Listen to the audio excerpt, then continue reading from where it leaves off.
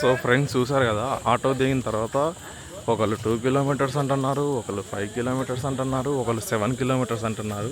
ఎవరిది నమ్మాలో అర్థం కావట్లేదు. నడుచుకుంటూ పోతున్నాం. ఎంత ఉందో లోపల.